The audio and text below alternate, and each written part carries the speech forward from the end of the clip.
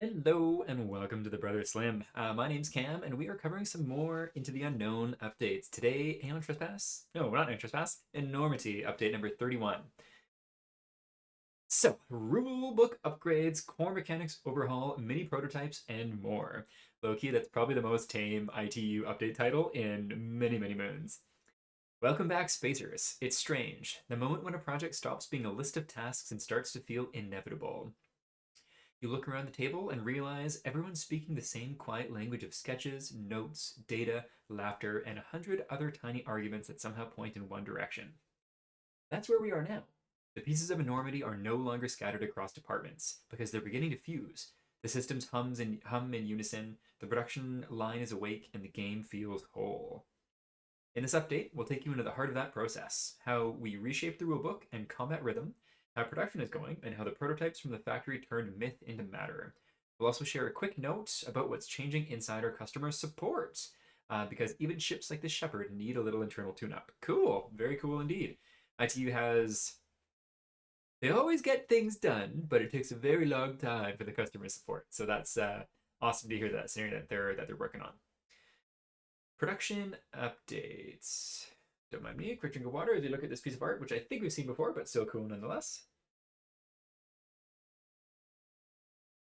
All right, production has entered its most intricate stage. Each department now works in tight synchrony, transforming designs and digital plans into tangible reality. The miniature phase stands complete, every model approved and locked for manufacturing, and you will see a selection of prototype photos from the factory later in this update. Attention has now shifted towards the systems and materials that define how Enormity will feel in players' hands. The rulebook has passed its final design and consistency checks. Over the past weeks, the core rules have gone through extensive testing, leading to several adjustments and refinements, some of which you will read about later in this update. At this stage, the text is in the hands of our proofreaders and editors, who are polishing every line with great care. We are paying particular attention to the feedback many of you shared about the rulebook from our previous projects, determined to make this one the most precise and readable version yet. Once the final version is ready, we'll make the complete rulebook available to all backers for review. I'll take a look at that for sure. I personally have never had any issues with the ITU rulebooks, but I have also used the original ATO one as boring literature to read to fall asleep to sometimes, so I don't know if that's necessarily a ringing endorsement. But I think they've been fine in my books, but obviously continuous improvement is good. Layout teams are refining the clarity and usability of gear and boss cards, ensuring that every icon, ability, and keyword communicates instantly across the table. The goal is simple: no hesitation, no confusion, only flow. A flow state. Meanwhile, the QA continues one of its most precise phases yet. The team runs deep balancing passes across multiple campaign branches, cross-test systems, and measures each beat of tension and release. Every spike of danger, every pause before a decision, and every desperate roll of the dice must feel deliberate. And nobody thrives on pressure and consequence, and the QA ensures that both strike exactly where they should. Here we have the preacher robot guy. Looks much more engaging than it used to, which is cool. We've seen it before, though. I think we've seen this art, or at least the sculpt, and I think the sculpt has that's actually in it too, instead of just being flat screen, which I like. Beyond all this work, another milestone approaches. In the next update, we will finally unveil something remarkable: the white copy of Enormity. For those unfamiliar, a white copy is the first unprinted full material prototype of the game. It includes every component in its final shape, size, and material, but without any color or graphics. This version allows us to test structural integrity, insert tolerances, and the overall physical balance of the box before production begins. A white copy marks the moment when the game stops existing only as data and renderings. It gains weight, texture, and space. For the first time, the world of Enormity can be held in both hands, still blank, but very much alive. Yeah, that's really cool. I think it's going to be, they're, in my opinion at least, much cooler for the company that's making the game rather than us seeing it, especially just Kickstarter, white background, and then we just see white box of nothing. Like, it's a really cool step. But yeah, it's not a thing that gets me personally excited. But I can really imagine it from the other side. Like, here is the thing that I've been working on and making in a digital formats or like with in-house assets for who knows how long, and now this is the shape of it. That would be really cool. All right, with production on track, we can shift to the part of this update that feels like the true highlight. The rulebook. Good was never enough. The Enormity team arrived at Marston's desk late in the afternoon, carrying a document and a faint smell of cold coffee. Weeks of rulebook drafts, mechanical tweaks, and design passes had led to this moment. For the first time, the complete game lay waiting on the table, full, functional. But we think it's pretty good, someone said. The room stayed quiet for a moment too long. This is a little overly dramatic, but it's cute.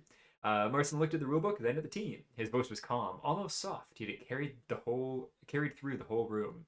Good is not enough. It needs to be perfect. That moment marked the beginning of what became known inside the studio as the Extremity phase. By then, the game structure was already strong. Working with nearly final components turned every adjustment into a surgical act. Even the smallest change could reshape an entire session.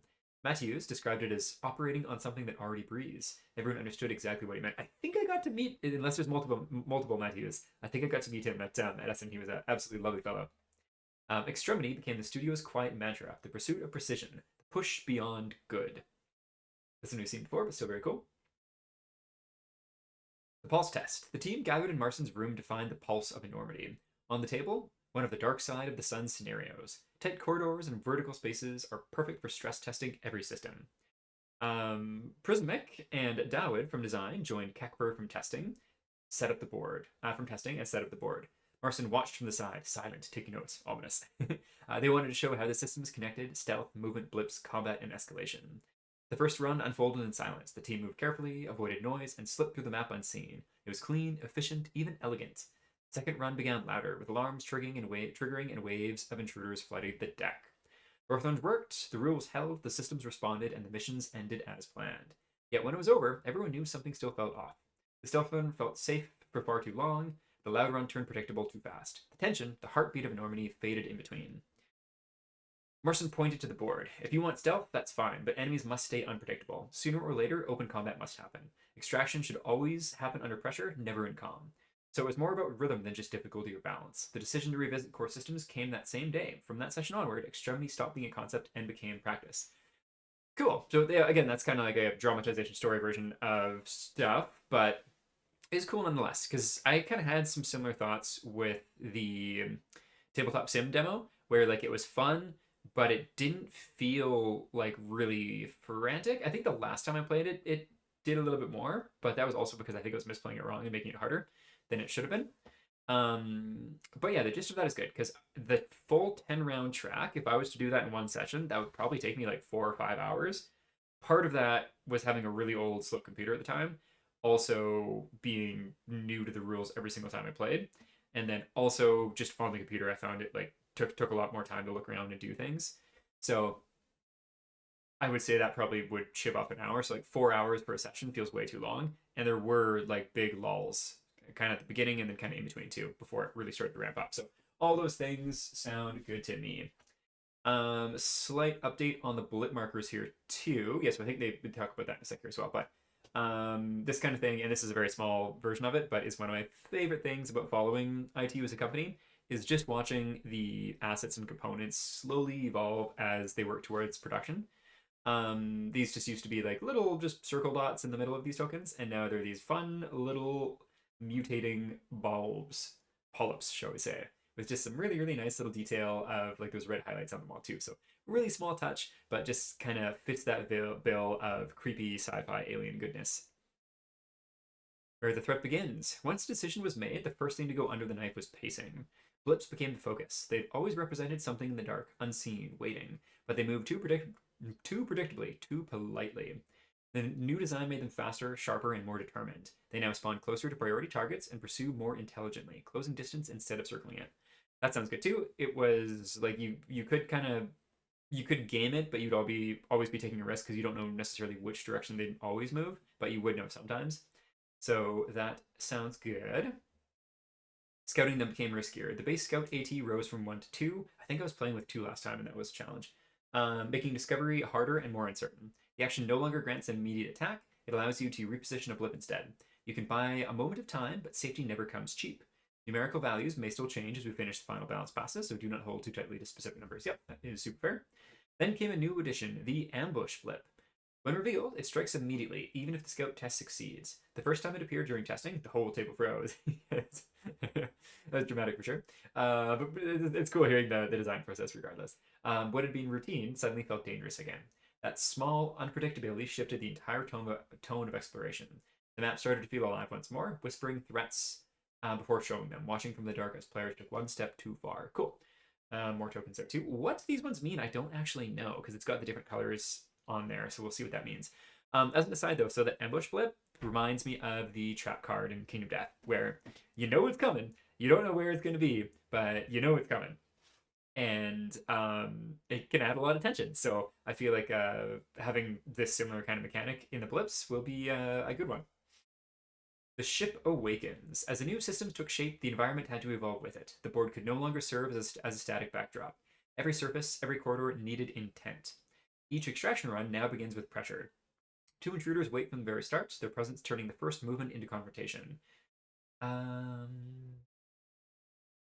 don't know if that means every. I'm assuming that doesn't mean every single encounter extraction run is going to start the exact same, but just that more common to have stuff going on right away rather than just moving trying to get to different things. New areas conceal more of them, hidden in dark corners and behind sealed doors. The shepherd watches, its decks are never still.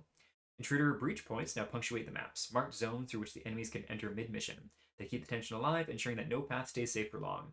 Even an empty room carries risk. Unexplored room tokens, working name, now mark unknown locations, each one a small coin toss between relief and disaster. Token might reveal a discovery, nothing at all, or a waiting intruder ready to strike the moment you cross the threshold. The map breathes differently now. Every corridor feels aware of your presence, every door open to another decision measured in heartbeats. Interesting.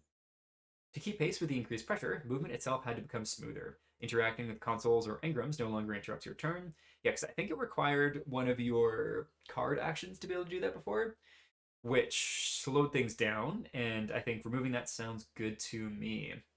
Movement ranges were slightly extended, and new actions like jump let spacers cross obstacles and reposition with greater freedom. Cool.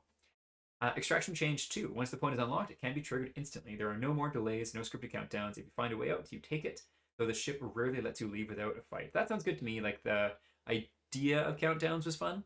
In like tabletop game terms, it took a while, and I always found when I would get to that stage in the demo, usually it would be like when my understanding of the rules and like the quantity of things were going on were really really high, and so it kind of slowed things down more. That would obviously change with learning the game, but yeah, that sounds good to me having that quicker. This art is definitely new.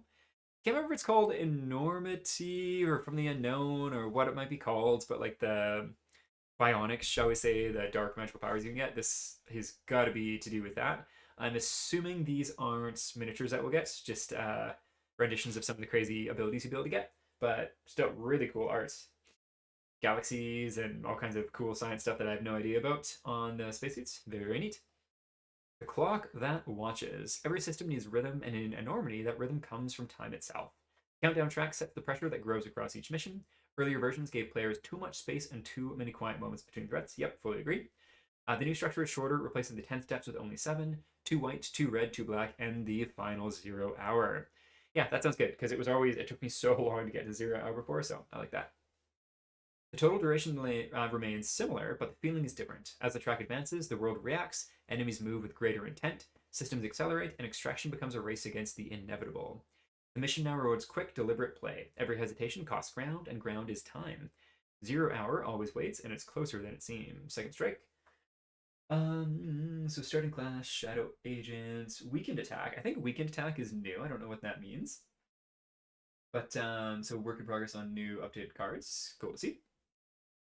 With pacing and movement redefined, combat followed. Our test with Marson revealed that the flow of firefights still felt too restrained. Every exchange mattered, but the rhythm of battle lacked momentum. The solution came from cards.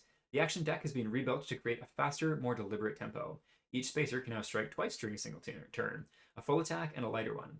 The second one may not kill, but it suppresses enemies, controls the field, and buys precious seconds before the next wave arrives.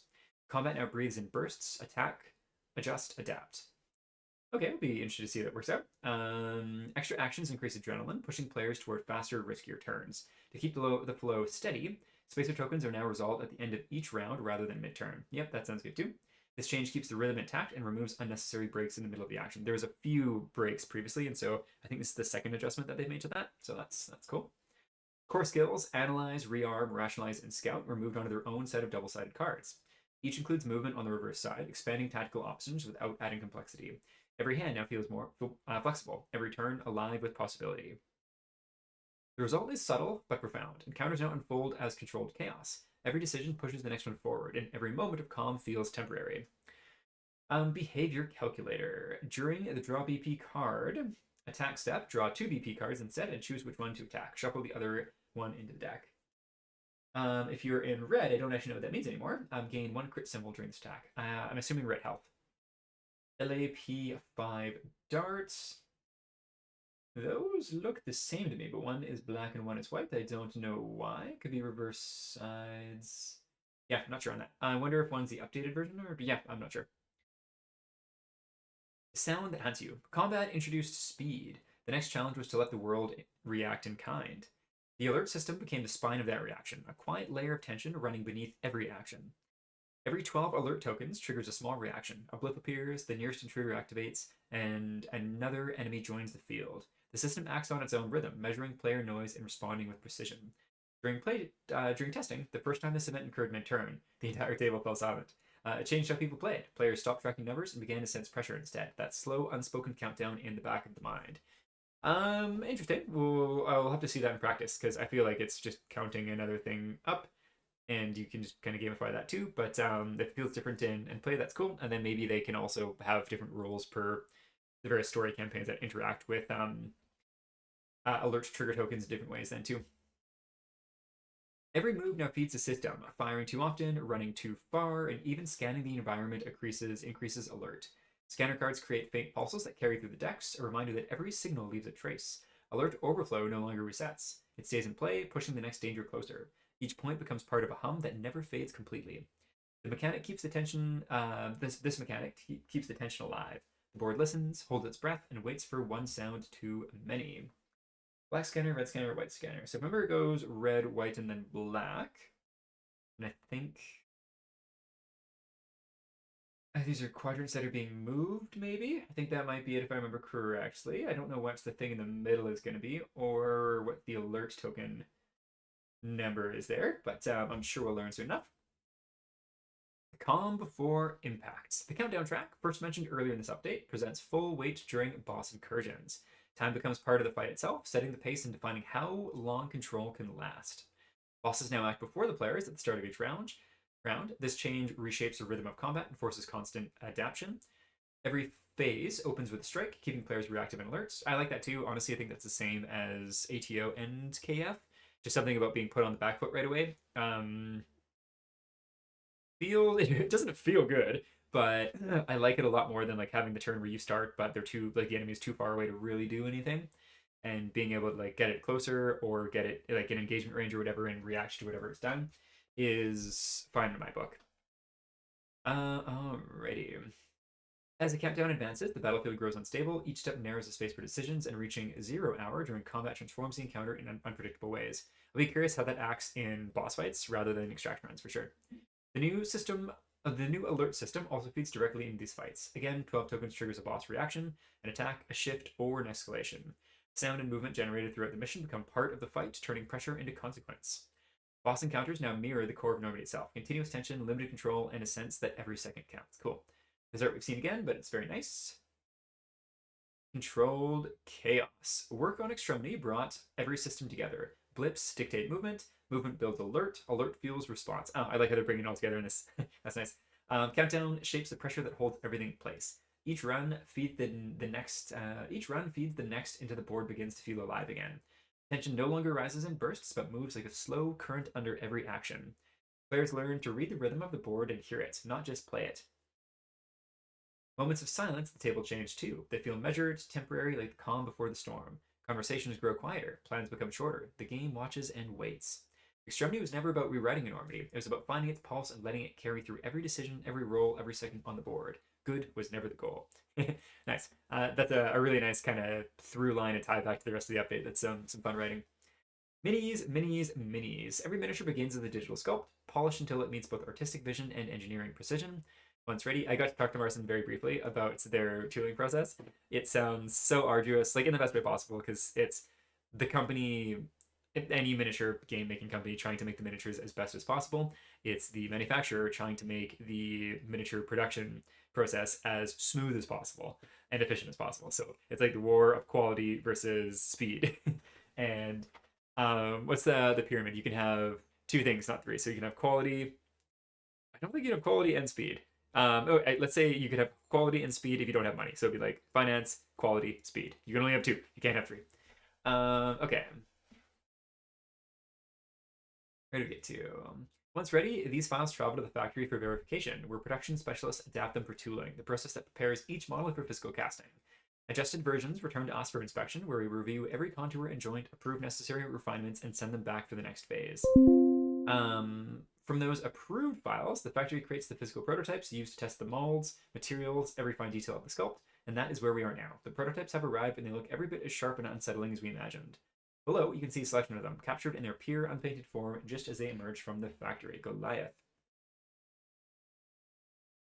Creepy and cool. Oh, and we have little blurbs for them too. Pure strength given shape, a creature of impossible symmetry. The Goliath is physical perfection made of flesh and alloy and won't let you forget it. To survive an encounter, you must prove your worth. Only strength recognized by strength earns mercy. Fawn. All Davids demand reverence, but Fawn turns worship into art. It delights in watching you debase yourself, finding beauty in your humiliation. There's no dignity in the dance it commands, only submission, and yet you'll dance because it wills it. Creepy? Oh, very creepy. Smiley. A grotesque parody of affection dressed in human skin and sincerity. Its plasteel armor is impenetrable to bullets, blades, or plasma, and its approach is silent, deliberate, and almost tender. The last thing you'll ever see is its warm, impossible smile in the dark. Creepy. Autumna. Automa. Okay, we've read about this one before. That's just the basic robot buddy. Worm. The holler what's left when the dark eats away the soul. The dark, I think that's the power ability or whatever. They are husks, empty echoes of people who once had purpose. Among the most dangerous is the worm, a mangled, crawling horror that drags itself across the deck, clutching at ankles, halting movement, and devouring hope. Mimic. This one is creepy as heck. Not the strongest nor the fastest, but easily the most terrifying. The Mimic can become anyone, a survivor, a friend, or even one reading this update. Its transformations are so quick and so fluid that even awareness doesn't protect you. Paranoia becomes part of survival. You look at your team at the table and wonder which of them isn't what they seem.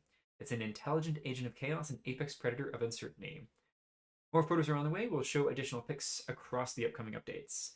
And somewhere in the background, something else is stirring.